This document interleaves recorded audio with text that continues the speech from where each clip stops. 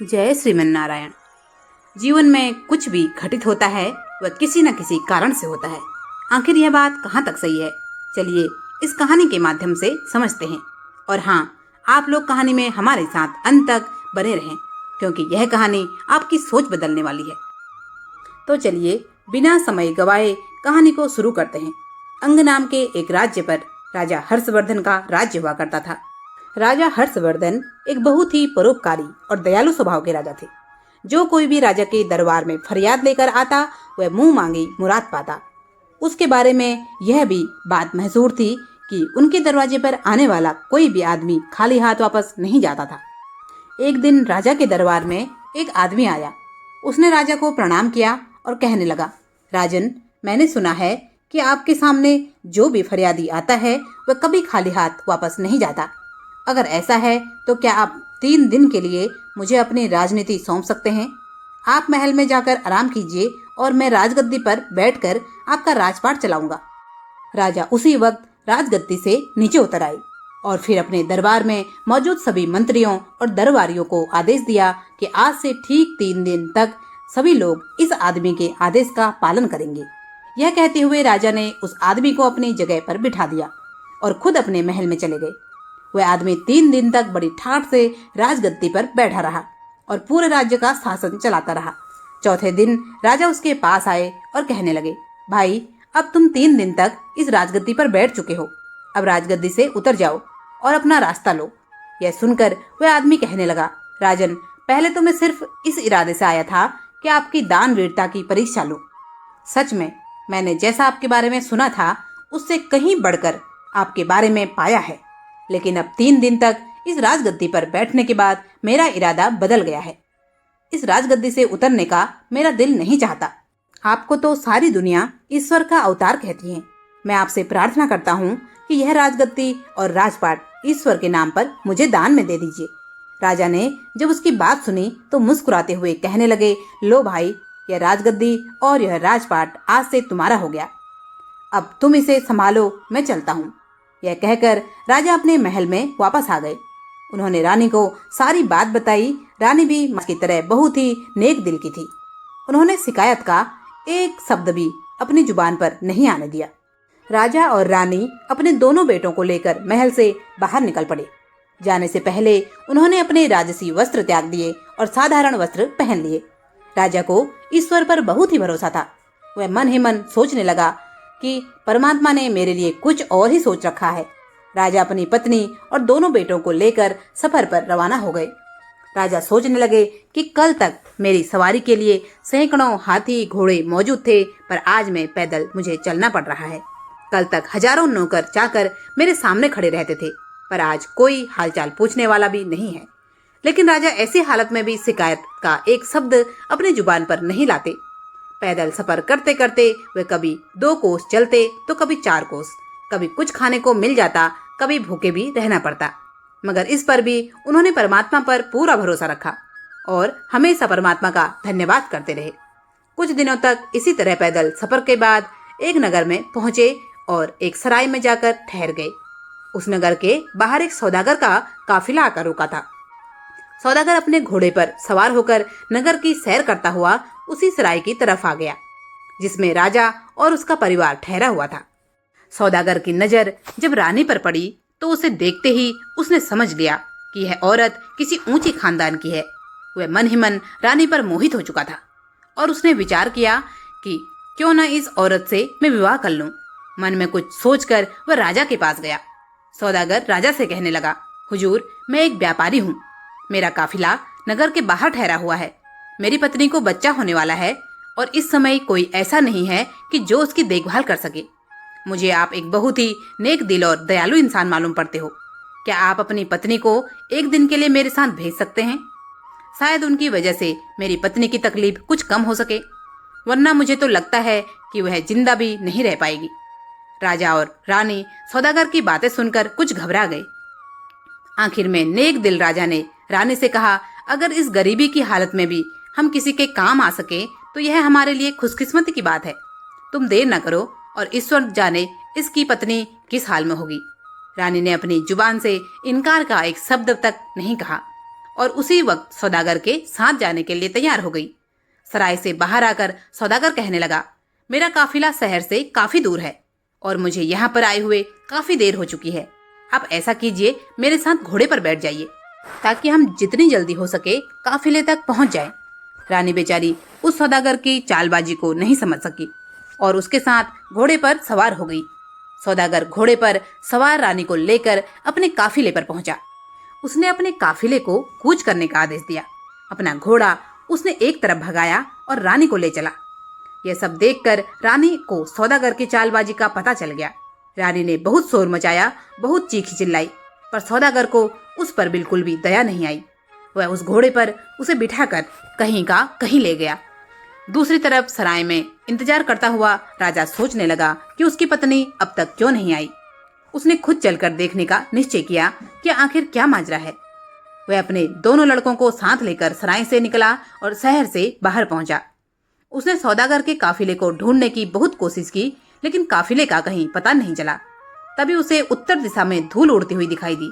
राजा ने अनुमान लगाया कि जरूर वह आदमी उसकी रानी को लेकर इसी तरफ गया है। राजा भी अपने दोनों लड़कों को लेकर उस दिशा की तरफ चल दिया जिस तरफ काफिला गया था। थोड़ी दूर चलने के बाद राजा रास्ता भटक गया और कहीं दूसरी जगह चला गया, जहां उसके सामने एक नदी बह रही थी। राजा ने इधर उधर देखा कि शायद नदी पार करने के लिए कोई नाव मौजूद हो, लेकिन वहां पर कोई नाव नहीं थी। उसने कुछ देर सोचा और फिर बड़े लड़के को नदी के किनारे पर बिठाया और छोटे लड़के को अपने कंधे पर बिठाया और नदी में उतर गया। राजा का इरादा था कि पहले छोटे बेटे को नदी के पार पहुंचा देगा और फिर वापस आकर बड़े बेटे को ले जाएगा, लेकिन इंसान सोचता कुछ और है और होता कुछ और है। वह छोटे लड़के को कंधे पर उठाकर बड़ी मुश्किल से नदी के बीचों बीच पहुंचा था। तभी उसे बड़े लड़के के चीख की सुनाई दी। उसने मुड़कर देखा तो एक जंगली भालू उसके बेटे पर हमला करने वाला था। राजा अपने बेटे की चीख सुनकर घबरा गया और घबराहट की वजह से राजा के कंधे पर बैठा छोटा बेटा नदी में जा गिरा और वह बह गया। अब तो राजा खुद भी बहुत परेशान हो गया। वह जैसे तैसे नदी के किनारे तक पहुंचा। राजा यह समझ रहा था कि उसके बड़े बेटे को जंगली भालू ले गया और छोटा बेटा नदी में डूब गया। पहले तो राजपाट हाथ से गया, फिर रानी भी मुझसे छिन गई, अब दोनों लड़के भी मुझसे बिछड़ गए। यह सोचकर राजा मन ही मन बहुत दुखी हो गया। इस हालत में वह चलते चलते दोपहर के समय एक नगर के पास जा पहुंचा। उसने देखा शहर के बीचों बीच एक खुले मैदान में लोगों की भीड़ जमा थी। भीड़ को देखकर राजा हैरान हो गया और सच्चाई मालूम करने के लिए उस तरफ बढ़ने लगा। उस नगर का यह रिवाज था कि वहां के राजा की जब मौत हो जाती तो सभी दरबारी और मंत्री शहर के लोगों के साथ एक मैदान में इकट्ठा हो जाते और फिर एक बाज को उड़ाया जाता। यह बाज जिसके भी सिर पर बैठ जाता उसी को राजा मान लिया जाता और राजगद्दी भी सौंप दी जाती। और इसी कारण से वहां पर लोगों की भीड़ जमा थी। बाज छोड़ा जा चुका था, मगर अभी तक वह किसी के सिर पर नहीं बैठा था। किस्मत शायद इस राजा का इंतजार कर रही थी। जैसे ही राजा वहां पर पहुंचा, बाज जाकर उसके सिर पर बैठ गया।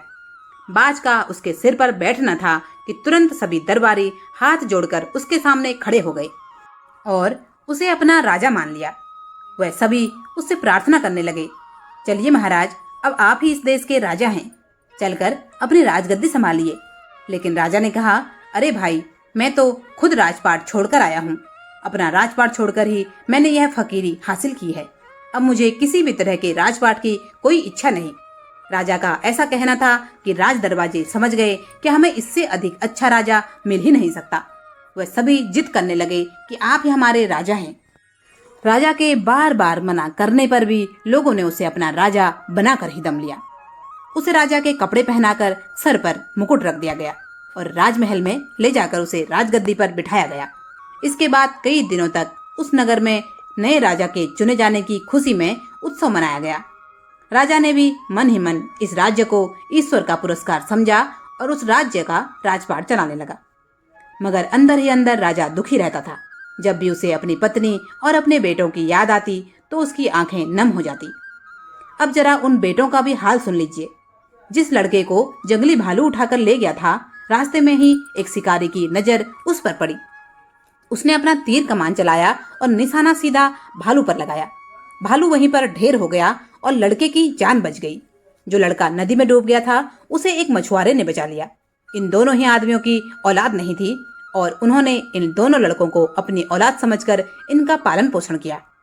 यह दोनों ही आदमी इस नगर के रहने वाले थे जहां उन दोनों लड़कों का पिता राजा बन चुका था। दोनों ही लड़के अपने अपने घर में बड़े हुए और वहां के राजा की सेना में भर्ती हो गए। भाग्य का खेल ऐसा हुआ कि उन दोनों को राजा का अंग रक्षक बना दिया गया। समय बीतने की वजह से दोनों लड़कों की शक्ल सूरत अब बिल्कुल बदल चुकी थी। ना तो राजा उन्हें पहचान सका कि यह उनके बेटे हैं और ना ही उन लड़कों को समझ में आया कि राजगद्दी पर जो इंसान बैठा है वही उनके पिता हैं। बल्कि उन दोनों को तो यह भी एहसास नहीं हुआ कि वह दोनों सगे भाई हैं। यह भी कुदरत का ही खेल था कि वह इकट्ठे होकर भी अलग अलग ही रहते थे। अब दोनों लड़के अंगरक्षक के रूप में हमेशा राजा के साथ ही रहते थे। राजा जब उनसे बातें करता तो उसे बहुत ही अच्छा महसूस होता। उन दोनों लड़कों से बातें करके राजा के मन को बहुत ही सुकून मिलता था। उधर वह धोखेबाज सौदागर जो रानी को उठाकर ले गया था इसी नगर में आ गया। इस दौरान सौदागर ने लाख कोशिश की कि रानी उससे शादी कर ले, मगर वह नेक औरत किसी भी तरह शादी के लिए राजी नहीं हुई। सौदागर उसे एक अलग कक्ष में रखता था और उसकी कड़ी निगरानी की जाती थी। इस सौदागर का यहाँ से पहले राजा के दरबार में अक्सर आना जाना लगा रहता था। सारे दरबारी और मंत्री इस सौदागर को अच्छी तरह पहचानते थे।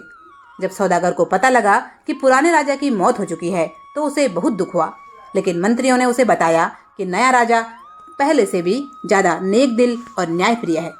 यह सुनकर सौदागर ने मंत्री के हाथ राजा के लिए कुछ तोहफे भिजवाए और फिर खुद भी राजा से मिलने के लिए आ पहुंचा। दरअसल बात यह थी कि राजा ने उसे नहीं पहचाना कि यह वही धोखेबाज आदमी है जो उसकी रानी को भगाकर ले गया था। सौदागर भी यह नहीं समझ सका कि यह राजा भी वही आदमी है जिसे उसने धोखा दिया था। राजा ने सौदागर की बहुत मेहमान नवाजी की। सौदागर कई देशों की यात्रा कर चुका था। राजा सौदागर से उन देशों के बारे में पूछता और सौदागर उसे अपने सफर के किस्से सुनाता। एक दिन की बात है, जब सौदागर और राजा काफी देर बातें कर रहे थे। शाम ढल चुकी थी। तब राजा ने सौदागर से कहा, दोस्त, आज की शाम तुम यहीं पर रुक जाओ। मुझे व्यापार के मामले में तुमसे कुछ जरूरी बातें करनी है। सौदागर उस रात महल में तो रह गया, लेकिन वह कुछ परेशान सा नजर आ रहा था। राजा ने सौदागर से परेशानी का कारण पूछा तो सौदागर कहने लगा, हुजूर, दरअसल बात यह है कि मेरी पत्नी पागल हो गई है। उसकी देखभाल मुझे खुद करनी पड़ती है। मुझे हर समय यह डर रहता है कि पागलपन की वजह से वह कहीं भाग ना निकले और किसी मुसीबत में फंस न जाए। इस पर राजा ने कहा, तुम आज महल में ही रहो और अपनी पत्नी की चिंता मत करो। उसकी देखभाल का बंदोबस्त हम कर देंगे। राजा ने यह कहकर अपने दोनों अंगरक्षकों यानी उन दोनों लड़कों को सौदागर के काफिले में जाकर उस औरत का पहरा देने का आदेश दिया जिसमें सौदागर की पत्नी यानी रानी को रखा गया था। दोनों लड़कों ने आदेश पाकर उसी वक्त जाकर घर के बाहर पहरा देना शुरू कर दिया जिस घर में वह औरत कैद थी। रात जब आधी से ज्यादा गुजर चुकी थी तो छोटे लड़के को नींद आने लगी। इस पर बड़े लड़के ने कहा, देखो भाई, इस समय नींद का आना ठीक नहीं है। कहीं ऐसा न हो कि हम दोनों की गलती के कारण यह औरत यहाँ से निकलकर भाग जाए। इस पर छोटे लड़के ने कहा, तो फिर भाई ऐसा करो कि कोई ऐसी कहानी सुनाओ जिसे सुनकर नींद उड़ जाए। यह सुनकर बड़े भाई ने जवाब दिया, मैं तुम्हें अपनी ही कहानी सुना देता हूँ। अगर गौर से सुनोगे तो नींद तो क्या, तुम्हारी भूख प्यास तक उड़ जाएगी। यह कहने के बाद उसने कहानी सुनाना शुरू की। अरे भाई, मैं एक राजा का बेटा हूँ। मेरे पिता की न्यायप्रियता और दयालुता की दूर दूर तक चर्चा थी। लोग उन्हें ईश्वर का अवतार मानते थे। उन्होंने अपना राजपाट ईश्वर के नाम पर एक आदमी को दान में दे दिया और फिर मेरी माँ और मेरे भाई को साथ लेकर सफर पर रवाना हो गए। रास्ता में एक सौदागर धोखा देकर मेरी माँ को भगा ले गया। हम दोनों भाई अपने पिता के साथ ही थे। आगे चलकर हमें एक नदी मिली जहाँ पर कोई नाव नहीं थी। मेरे पिता ने मुझे किनारे पर बिठाया और छोटे भाई को कंधे पर बिठाकर नदी के पार जाने लगे। अभी वह नदी के बीचों बीच पहुंचे ही थे कि मुझे एक जंगली भालू ने पकड़ लिया। मेरे चीखने चिल्लाने से मेरे पिता घबरा गए और छोटा भाई उनके कंधे से उचककर नदी में जा गिरा। इसके बाद उनका क्या हुआ मुझे कुछ नहीं मालूम, लेकिन जब वह जंगली भालू मुझे पकड़कर ले जा रहा था तभी मुझे एक शिकारी ने उस भालू से छुड़ा लिया। फिर मेरी किस्मत मुझे इस राजा तक ले आई। यह सुनकर दूसरा लड़का तुरंत उससे लिपट गया और कहने लगा, नदी में गिरने वाला वह बच्चा मैं ही था भाई। मुझे एक मछुआरे ने डूबने से बचाया। फिर दोनों भाई गले लगकर रोने लगे। उन दोनों की रोने की आवाज सुनकर अंदर कैद खाने में बैठी हुई औरत अचानक चौंक पड़ी। वह उन दोनों लड़कों से इनका कारण पूछने लगी। दोनों लड़कों ने जब सारी कहानी उस औरत को बताई तो वह कहने लगी, मेरे बच्चों, तुम अपनी माँ को नहीं पहचान सके। यह कहते हुए वह उन लड़कों से लिपट गई। तब उनकी माँ ने बताया, मैं अब तक इस सौदागर की कैद में थी। दोनों लड़के माँ माँ पुकारते हुए उससे लिपट गए। इसके बाद वे दोनों इसी समय राजा के पास गए और उन्होंने सारी घटना राजा को सुनाई। राजा को अभी तक यह मालूम था कि सौदागर की कैद में जो औरत है वह उसी की पत्नी है, लेकिन अब उसे मालूम हुआ कि वह औरत इन दोनों लड़कों की माँ है। राजा ने यह फैसला किया कि वह इसी वक्त सारे मामले का दूध और पानी का पानी करेगा। उसने उसी समय उस औरत को लाने के लिए सिपाही भेजे। जब औरत राजा के सामने पेश हुई और जैसे ही राजा की नजर उस पर पड़ी तो सारा माजरा राजा के समझ में आ गया।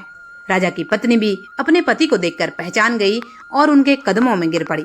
दोनों भाई भी अपने पिता को पहचान चुके थे और पिताजी पिताजी कहते हुए राजा से लिपट गए।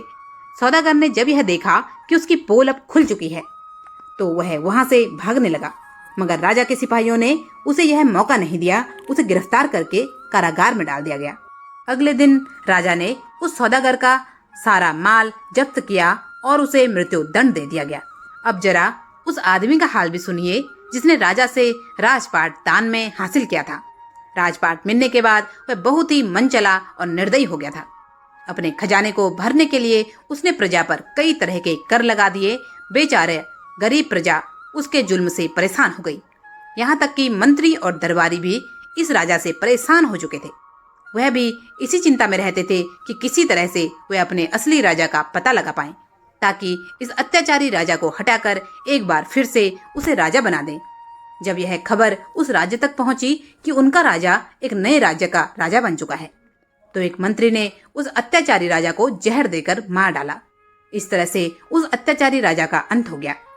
वह मंत्री राजा के पास आया। सभी दरबारियों की तरफ से उसने प्रार्थना की कि वह फिर से अपने पुराने राज्य का राजपाट संभाल ले। राजा के मन में भी अपने पुराने राज्य के प्रति प्रेम जाग गया और वह अपने मंत्री के साथ उस राज्य में आया। इसके बाद 6 महीने वह अपने पुराने राज्य में रहता और फिर साल के अगले 6 महीने वह अपने नए राज्य में रहता। इस तरह से वह दोनों राज्यों की बागडोर संभालता था। कुछ ही वर्षों के बाद जब राजा के दोनों पुत्र राजपाट संभालने के योग्य हुए तो राजा ने उन दोनों को एक एक राज्य का राजा बना दिया। इस प्रकार से राजा और उसका परिवार अब खुशी खुशी जीवन जीने लगा। दोस्तों, इसीलिए कहते हैं कि ईश्वर को जो मंजूर होता है वह होकर ही रहता है। जब हम अपनी राहों में आने वाली मुश्किलों को समझते हैं तो हम जान पाते हैं कि हर बाधा हमें एक नई दिशा देती है। कभी भी अपने प्रयासों से पीछे मत हटो, क्योंकि ईश्वर का विश्वास हमेशा हमारे साथ होता है। अगर हम ईश्वर की इच्छाओं के अनुसार चलते हैं तो हमारे सपने साकार होते हैं। संघर्ष से ही सफलता की ओर रास्ता खुलता है और यही जीवन का असली सच है। कभी भी हार नहीं माने, क्योंकि सफलता उन्हीं को मिलती है जो अपनी पूरी मेहनत और ईश्वर के प्रति विश्वास बनाए रखते हैं। चाहे रास्ता कितना भी कठिन हो, अगर हमारी नीयत सही है तो ईश्वर हमें वह ताकत और दिशा जरूर देते हैं जिसकी हमें जरूरत है। आज की कहानी यदि आपको पसंद आई हो तो कृपया वीडियो को लाइक जरूर करें। चैनल पर पहली बार आए हैं तो सब्सक्राइब अवश्य करें। ज्यादा से ज्यादा लोगों तक शेयर करें। आपका बहुत बहुत धन्यवाद। जय जय श्री राम।